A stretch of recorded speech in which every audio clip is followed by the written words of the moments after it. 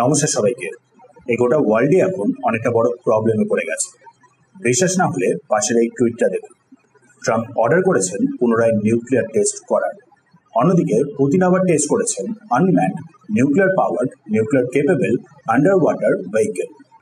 Nuclear powered unmanned submarine বা torpedo বলতে পারেন।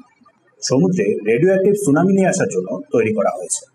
তার উপর আবার কিছুদিন আগেই nuclear powered nuclear capable unlimited রেঞ্জের বুরেভেসনিক মিসাইলও পুতিন টেস্ট করেছে। মানে সিম্পল করে বললে প্রায় 30 বছর পর আবার সেই শুরু হতে চলেছে দুটো মহাশক্তির মধ্যে নিউক্লিয়ার রেস। সাথে এবার হয়তো যোগ দিতে পারে চীন, UK, France, Israel, North Korea আর এমনকি ভারতও। তাই কি এই পুরো ব্যাপারটা জেনে নিই।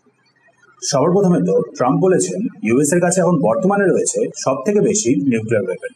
সত্যি মিথ্যের ব্যাপারে পরে আসছি, আগে ট্রাম্প কি বলেছেন সেগুলো শুনে নিন। সো ট্রাম্প বলেছেন ইউএস এর কাছে এখন বর্তমানে রয়েছে সব থেকে বেশি নিউক্লিয়ার ওয়েপন। রাশিয়া হলো দ্বিতীয় স্থানে, চীন হলো সেখানে বেশ খানিকটা দূর থার্ড প্লেসে। ট্রাম্পের মতে এইসব বাকি যে যে দেশগুলো রয়েছে যাদের কাছে নিউক্লিয়ার ওয়েপন আছে, বিশেষ করে চীন আর রাশিয়া, এইসব দেশগুলো কন্টিনিউয়াসলি নিউক্লিয়ার টেস্ট করে যাচ্ছে বলে তিনিও এবার ইউএস এর ডিপার্টমেন্ট অফ ওয়ারকে অর্ডার দিয়ে দিয়েছেন নিউক্লিয়ার ওয়েপনের টেস্ট শুরু করে দেওয়ার জন্য। সো সবার প্রথমে তো এই নিউক্লিয়ার টেস্ট মানে কি দেখেন। আপনি জানবেন হয়তো ভারতে পোখরান টেস্ট হয়েছিল, যার পরে এই ঘোষণা করা হয়েছিল যে ভারতে একটা নিউক্লিয়ার আর্মড কান্ট্রি।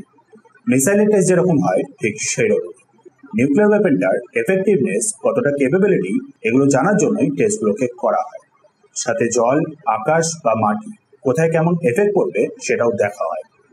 ট্রাম্প এই টেস্টগুলোকেই আবার শুরু করার জন্য অর্ডার দিয়েছেন। কারণ হিসাবে সামনে রেখেছেন রাশিয়া আর চীনেরও কন্টিনিউয়াসলি টেস্ট করে যাওয়া। এদিকে চীন রিসেন্টলি কোনো নিউক্লিয়ার টেস্ট করেনি। রাশিয়া যেগুলো করেছে সেগুলো হলো নিউক্লিয়ার পাওয়ার্ড মিসাইল বা আন্ডার ওয়াটার ড্রোনের টেস্ট। নিউক্লিয়ার পাওয়ার্ড মিসাইল মানে মিসাইলের মধ্যে নিউক্লিয়ার রিঅ্যাক্টর রয়েছে। ছোট্ট নিউক্লিয়ার রিঅ্যাক্টরের মাধ্যমে মিসাইলটাকে পাওয়ার দেওয়া, যাতে মিসাইলটা আনলিমিটেড ডিস্টেন্স অবধি ট্রাভেল করতে পারে। রিসেন্টলি বুরেভেসনিক মিসাইলের ক্ষেত্রে ঠিক যেরকমটা করা হয়েছে। মিসাইলটা নিউক্লিয়ার ক্যাপেবল অবশ্যই, বাট কোনো নিউক্লিয়ার ওয়ারহেড লাগিয়ে টেস্ট হয়নি। সিম্পল জাস্ট লঞ্চ করে রেঞ্জটা টেস্ট করা। আন্ডার ওয়াটার আনম্যান্ড সাবমেরিনও যেটা টেস্ট করেছেন সেটাও হলো নিউক্লিয়ার পাওয়ার, মানে সেটা তো ছোট্ট একটা নিউক্লিয়ার রিঅ্যাক্টর ইউজ করে পাওয়ার দেওয়া। পোসাইডন আনম্যান্ড সাবমেরিন তার নাম, 10,000 কিমি রেঞ্জ, মানে ইউএস অবধি পৌঁছে যেতে পারবে। Artificial radio active massive tsunami create করে কোস্টাল সিটিগুলোতে যাতে পার্মানেন্ট লং লাস্টিং এফেক্ট ফেলা যায়, তার জন্যই এই টর্পিডোগুলোকে তৈরি করা। এবার দেখুন, অবভিয়াসলি রাশিয়া যে এই কাজগুলো করছে এগুলো বেশ অনেকটা চিন্তাজনক, বাট ট্রিকি ব্যাপারটা হলো রাশিয়া অ্যাকচুয়ালি কোনো নিউক্লিয়ার ওয়েপন নিয়ে বা নিউক্লিয়ার ওয়ারহেড নিয়ে টেস্ট করছে না।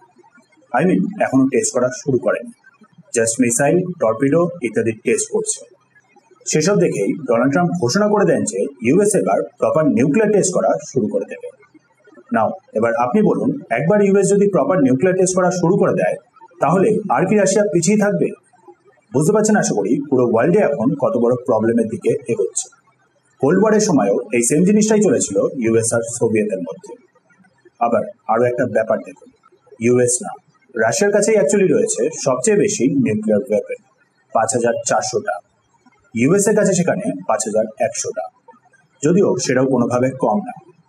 বাট হ্যাঁ, ট্রাম্প যে ক্লেম করছেন ইউএস এর কাছে সবচেয়ে বেশি নিউক্লিয়ার ওয়েপন আছে, সেটা অ্যাকচুয়ালি ট্রু না। চীনের ব্যাপারটা যদিও ঠিকই বলেছে, বাট তবুও 600টা নিউক্লিয়ার ওয়েপন এমন কিছু কম ব্যাপার না। ভারতের কাছে বলা হয় 180টা নিউক্লিয়ার ওয়েপন আছে। এবার দেখুন, এই সবকটা দেশ রিসেন্ট সময়ে কোনো নিউক্লিয়ার টেস্ট করেনি, শুধুমাত্র নর্থ কোরিয়া বাদ দিয়ে। রাশিয়া লাস্ট টেস্ট করেছে 1990, চীন 1996, ভারত 1998, ইউকে আর ফ্রান্স সেম স্টোরি। মানে রিসেন্ট সময়ে কেউ কোনো টেস্ট করেনি।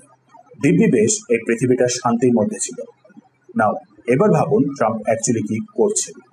এদিক ওদিক অন্যান্য দেশের উপরে দোষ চাপিয়ে দিয়ে ওয়ার্ল্ডকে বলতে গেলে পুরোপুরি ঠেলে দিচ্ছেন আবার একটা প্রপার নিউক্লিয়ার আর্মস রেসের দিকে।